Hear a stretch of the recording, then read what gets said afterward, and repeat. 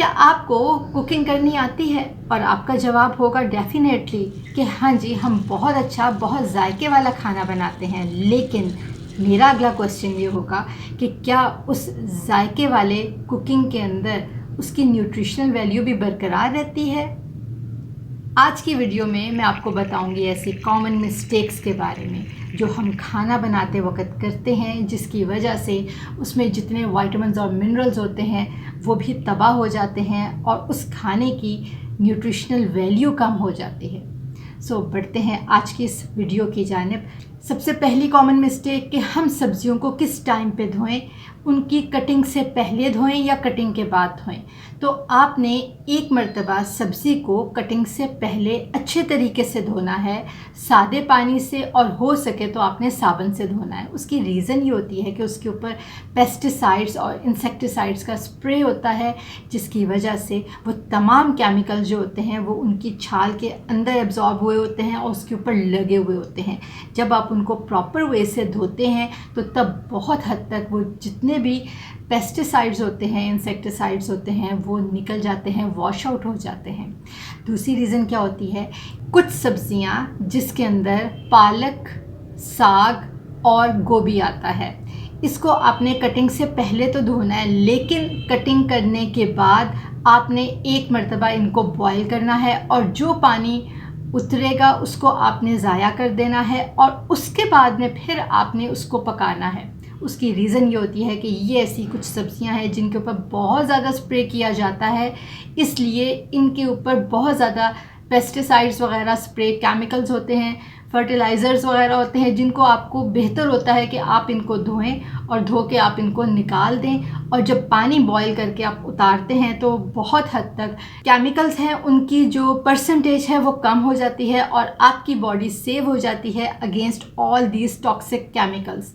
तीसरी रीज़न आती है कि हम कई मर्तबा ऐसी कुछ सब्जियां होती हैं जिसके अंदर आलू आता है, आपने उसको पहले तो धोना है क्योंकि जितनी भी ऊपर मिट्टी लगी हुई होती है वो तो आपने वॉश करनी है, लेकिन धोने के बाद आपने जब कटिंग करनी है तो तब भी उनको धोना होता है, पानी के अंदर थोड़ी देर के लिए डिप करके रखना होता है। उसकी रीज़न ये होती है क्योंकि उसके अंदर जो स्टार्च होता है, जब कटिंग करने से सरफेस एरिया आलू का बढ़ जाता है तो तब वो तमाम जो स्टार्च होता है वो रिमूव हो जाता है और बहुत हद तक आपकी बॉडी सेव हो जाती है अगेंस्ट स्टार्च साइड इफ़ेक्ट्स।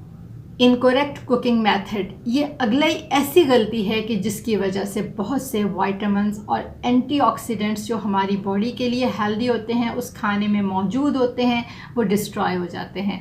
सो इससे बचने का बेहतरीन तरीका है कि आप खानों को ग्रिल करें। आप चिकन को ग्रिल करके खा सकते हैं, उसके अलावा आप इसकी स्टीम करके खा सकते हैं। सो ये बहुत ही अच्छे ऑल्टरनेटिव्स हैं जो आप यूज़ कर सकते हैं और उससे जो आपकी कुकिंग की जो न्यूट्रिशनल वैल्यू है उसको बरकरार रख सकते हैं।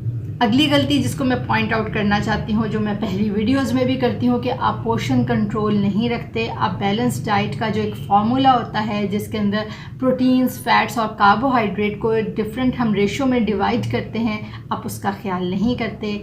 आप एक चीज़ अगर खाते हैं, प्रोटीन ले रहे हैं, तो फिर आप प्रोटीन ही खाते चले जाएंगे। आपने पूरी प्लेटी भरी हुई होती है जिसके अंदर सिर्फ प्रोटीन ही होता है, उसके अंदर कार्बोहाइड्रेट्स और फैट्स नहीं होती। सो इसकी वजह से भी आपकी जो कुकिंग हो चाहे जितनी भी अच्छी हो, लेकिन अगर उसका पोर्शन कंट्रोल नहीं होगा तो ना सिर्फ आपकी हेल्थ ख़राब होगी, आपको ओबेसिटी का मसला आएगा, मोटापे का शिकार होंगे, बल्कि आपकी बॉडी को जितने भी हेल्दी विटामिन्स और मिनरल्स चाहिए होते हैं वो उस मिकदार में नहीं मिलेंगे। उसकी वजह से आपको डेफिशिएंसी हो सकती है। सो ये जो चंद पॉइंट्स हैं ना, ये बहुत इंपॉर्टेंट है। आपको लग रहा होगा कि ये ऐसे हैं, ऐसी बात नहीं है।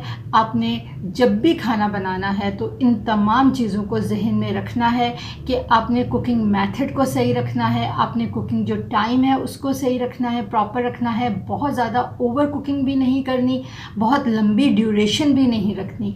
इसके अलावा आपने उनको ठीक से काटना है। कटिंग करने से पहले कुछ सब्जियों को आपने धोना है और बाद में भी धोना है।